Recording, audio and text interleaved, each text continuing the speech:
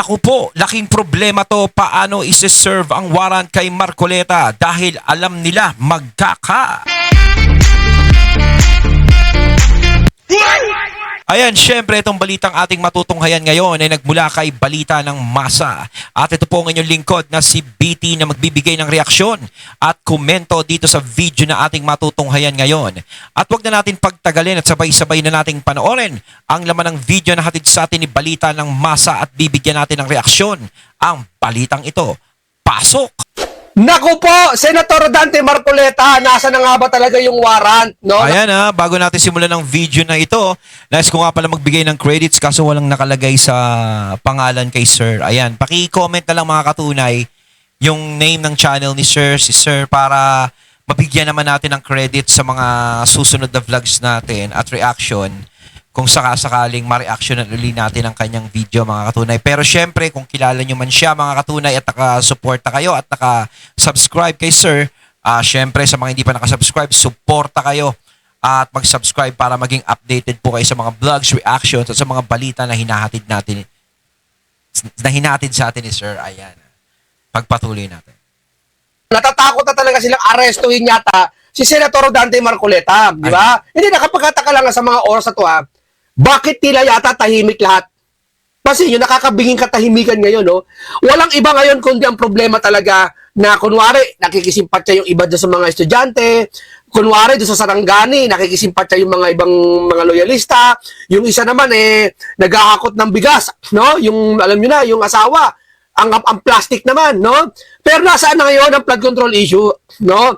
Ang tanong dito, kung talagang totoo na may warrant si Joel, si Marcoleta, si Cheese, bakit ayaw nyo i-serve? Diba? I-serve nyo na.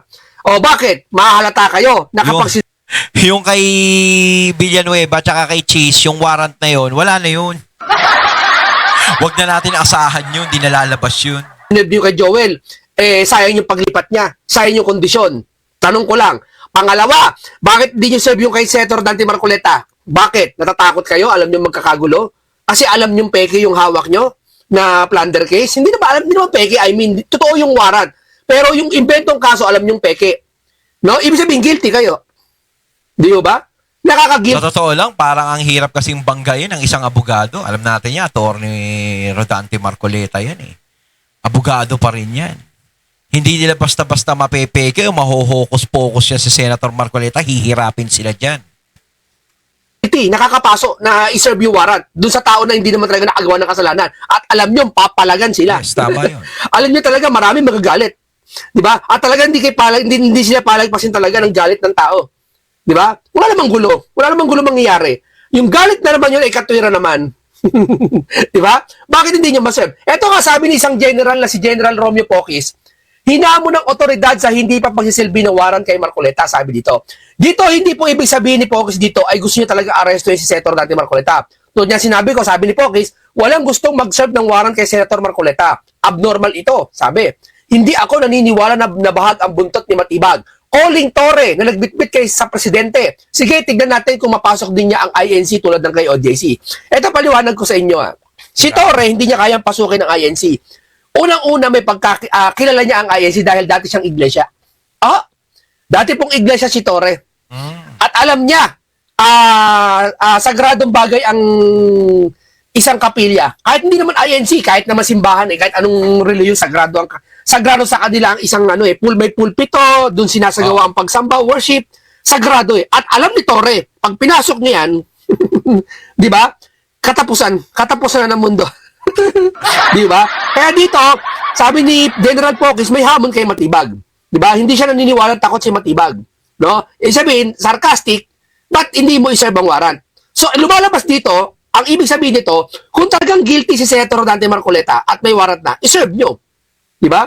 Hindi ko sinasabi ni Senator Marcoleta, talagang parang meron talagang nauuninagan si Senator Marcoleta na talagang aarestuhin siya. Diba? Pero nakahanda si Senator Marcoleta doon at sinabi naman niya na talagang sasama naman siya ng mahinahon at maayos. Kaso nga lang, ang tanong dito, is papayag kaya yung mga nakasuporta kay Senator Marcoleta na ganun-ganun na lang nila na makukuha si Senator Marcoleta? Dahil kahit ako, alam ko sa sarili ko na si Senator Marcoleta ay walang ginagawang kasalanan. Ang tanging kasalanan lang na nagawa ni Senator Marcoleta, hindi sa taong bayan, kundi dun sa mga taong gustong pagtakpan ang flood control issue. Yun ang kasalanan ni Senator Marcoleta. Kasi talagang pilit niyang binubuksan ang investigasyon na yan para malaman natin kung sino talaga ang mga taong lumoko sa mga Pilipino. Kung sino ang mga taong kasabwat dyan sa anomalyang yan. Kaya para sa akin, yun lang ang kaso ni Senator Marcoleta na talagang kinagalit nila. Pero bukod doon yung mga plunder, naku, parang dagdag lang yan. Parang gawa-gawa na lang yung mga ganyan eh. 'Di ba? Parang house show na lang yan. Hindi ko sinasabi iserve talaga nila. Dito sinasabi ni Focus, iserve nyo. Bakit? Talaga, sabihin, guilty kayo pag hindi nyo sinerve. Sabihin, invento lang. At lumalabas, yung kay Joel, hindi nyo rin maserve, hindi nyo wala rin warrant, sabi nyo hinog na, ibig sabihin, talagang invento lang din kay Joel. Sa madaling salita, kaya kayo nag-invento ng kaso sa mga ito para totoo yung sinasabi ni Senator Marcoleta para pagtakpan yung mga isinisiwalat nila. At ayaw nyo talaga na matuklasan ng taong bayan ito. At saka para maging panakot din. 'Di ba? Kasi once syempre, marinig nila na, may warrant ka. Syempre, magdadalawang isip ka. Naku, mahuhulihin ako. Tapos pinakita pa si Senator Jinggoy, 'di ba? Sinample pa si Senator Jinggoy na alam natin na nakakulong ngayon at kinasuhan nila. O kaya parang, takutan tayo Kung sino unang matakot, yun ang talo. Nasa na si Kiko Pangilinan? Kiko, Sir Kiko, kayo po ang Blue Ribbon. Nasa na po yung schedule ng Blue Ribbon nyo po? Nakikiangkas kayo sa juvenile nyo eh. Ngayon eh, busy kayo sa juvenile nyo ngayon eh. Nakapalpakan nyo yan eh. No? Nakatarantaduhan kasi ni Kiko eh. So, kita mo ngayon, mga kabataan ngayon, nagiging walang ya. Ginagamit siyang mga ganyan-ganyan, mga juvenile na yan. O, di ba? O, kita niyo naman, mga pinag-uusapan nila eh. Mga bata tayo. Yung mga suspect na kabataan. Mga bata tayo, hindi tayo makukulong. Madi-DSWD lang tayo. Tapos pagdating ng araw, magpakabait lang tayo, makakalaya naman tayo. Di ba kaya lumalaki yung ulo nila? Kaya pabata ng pabata. Baka hindi ka na lang magtaka sa susunod. Yung mga matatandang kriminal, iutos na lang sa mga bata yan eh. Lalo na yung mga pagtumba-tumba. Di ba? Etong bata, kapag nahuli to, mapapakawalan to. Parang gano'n. Hihintayin pa ba nating magkaganon? Kaya sa totoo lang, tama yung sinusulong ni Senator Robin na pababain yung pwedeng makulong. 10 years old. Di ba? Kasi medyo nasa sapat na isip na yan eh. Hindi yung patutungtungin mo pa ng edad na ganito, ganyan. O, kita mo nga to, yung nangyari sa eskwelahan. 'Di ba? Bata pa ba pag-iisip niyan? Parang sila pa yung nagiging biktima sa na to eh. Imbis na yung mga naging biktima nila sa eskwelahan eh. Nasa na po yung Blue Ribbon? 'Di ba? Hindi totoo lang. Maraming vlogger ngayon, nakikiangkas ngayon eh. Kinakalimutan mo yung mga vlogger ng loyalista. Pati yung mga vlogger ng mga pinklawan. Ang topic nila tungkol doon sa pagsagot lang sa mga sa mga binabanat nila si Senator Marcoleta, nila Alan Cayetano, ng mga DDS. Pero ni topic sa flood control, wala silang tinapik. Wala silang ipinaramdam. Di ba? Nasa na po yung Blue Ribbon sa Kaya nga sila nandoon eh. Para sila yung magiging shield. Yan nga pinagtataka ko eh. Di ba? Lalo-lalo sa Kamara din, di ba? Yung flood control issue na yan, dapat yan ang tinatapik, yan ang pinagtatalunan, yan ang pinagdedebate, yan ang pinag-aaksayan ng oras eh. Hindi yung impeachment ni BP Sara eh. Pero hindi nila iniintindi. Di ba?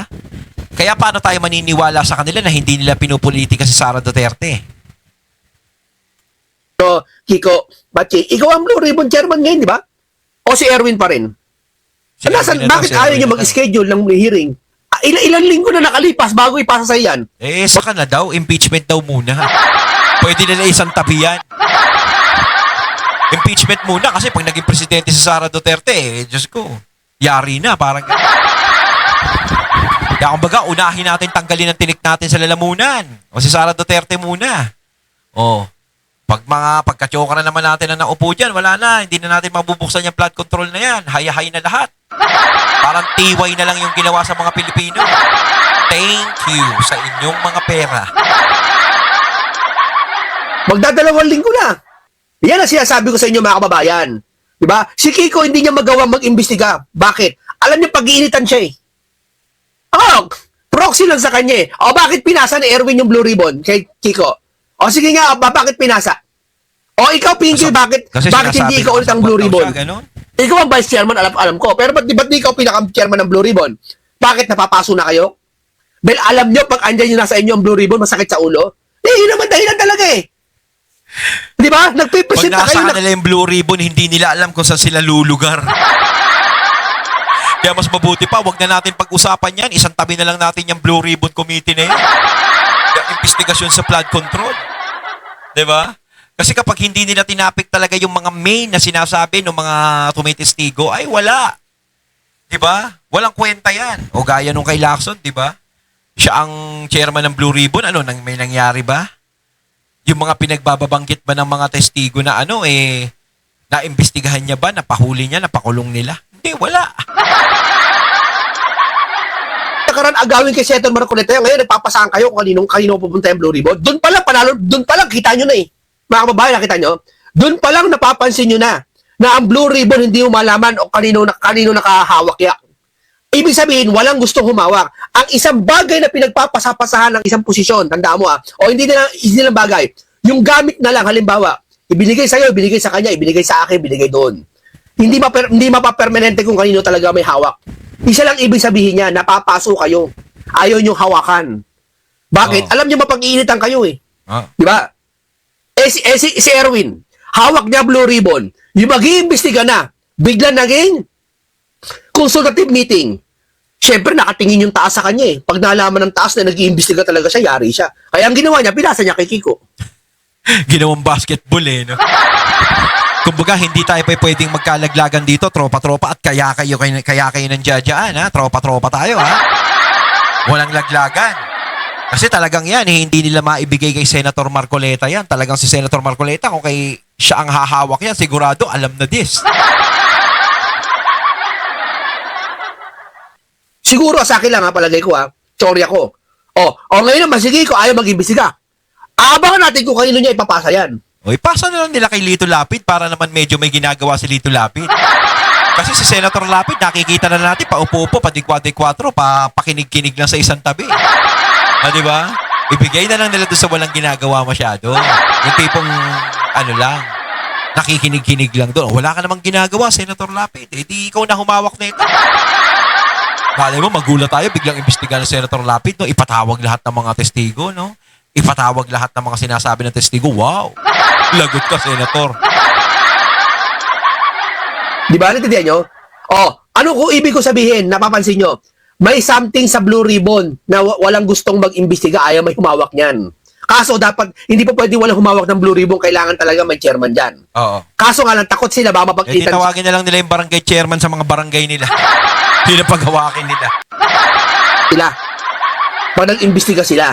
At ang gagawin na lang nila, i-delay nila, magsisimpatya sila sa mga kunwari, mga event na nangyayari ngayon, ng mga lindol, baha, kunwari, pupunta sila sa ganun, para kalimutan ang flood control issue. Ayaw nila Para ma-divert, no? mag-schedule ng Blue Ribbon hearing. Sinapasan pa yung Blue Ribbon hearing na yan. Di ba? Yan ang technique nila ngayon. Kaya sinasabi ko, itong flood control project issue na to, hindi mariresolve sa mga panahon na yan ngayon, lalong-lalo na hindi na sila Senator Alan ang may hawak. Ako, natuwa nga ako nung naging Senate President si Senator Alan dahil, ayan, may pag-asa, may mangyayari na. Tapos sila Senator Marcoleta na uli dyan sa Blue Ribbon. Natuwa ako, pero nung nawala na naman kay Senator Alan, wala. Kaya talagang aasahan natin kung sakaling magkakaroon ng palitan ng liderato sa Senado, magkakaroon ng eleksyon at bumaba na yung kasalukuyang administrasyon at mag-iba na, doon maaari. Kaso nga lang, ang problema natin, kung si BP Sara ay mai-impeach na wag naman sana, hindi natin na alam kung sino na ang talagang tatakbo sa 2028. At syempre, pinangangambahan din natin yung mga con-as na yan. Pero sinasabi nila, hindi naman daw totoo, na wala namang mangyayaring ganun. Sana nga. Diba?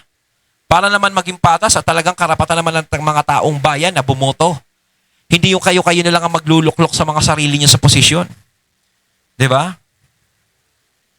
Pansin ko lang sa inyo mga kababayan para hindi kayo mailigaw kasi nakakalimot na iba nakakatulog ang iniisip ngayon yung ngayon parating na bagyo, okay, paghandaan yung nangyari dun sa Tacloban, okay, pwede talagang Tapos na yun, fokusan yun sa Lindol, yun ang pinopokus nila ngayon nakakapagtaka ngayon lang pinokus yan. Bakit? Kasi mainit ang usapan sa flood control issue, pinapahupa nyo, di ba? Hindi pinapahupa, pinapakalimot sa tao. Ngayon, kay Senator Dante Marcoleta, nasa na yung warrant? Hindi ko gustong iwarrant si Senator Marcoleta, nakapagtataka lang. Sige, palagay natin talaga walang warrant. Walang warrant. Bakit naka-hold departure si Senator Marcoleta? Oo. Tanggalin nyo ang hold Tama yan. departure, sige i-announce nyo, wala nang hold departure si Senator Marcoleta, tanggal na. Kasi wala naman, Kasi wala sinabi nga ni John Vic, 'di ba, wala daw warrant pero naka-hold departure si Marcoleta. 'Di ba? namang kaso. Wala palang kaso Biho ba? Ito sabi ayan. Wala pa. Ngayon, alam mo kasi ito, si General Torre po, hindi niya kayang kasi matagal na pong tiwalang si General Torre. Ito po katibayan. General Torre. Ay, yan naman. Kita-kita, viral naman doon sa social media. Oo. Sinasabi po na, General Torre, tama na yan. Tigil nyo na yan. Huwag na kayo, Iglesia ni Cristo ka pa naman. Diba? Ganun, totoo ba yung sinasabi nila? Una po, hindi po totoo. Na? Sapagkat ngayon po, ay hindi po kaanib sa Iglesia ni Cristo si General Torre. Hindi pala. Dati po siyang kaanib sa Iglesia ni Cristo.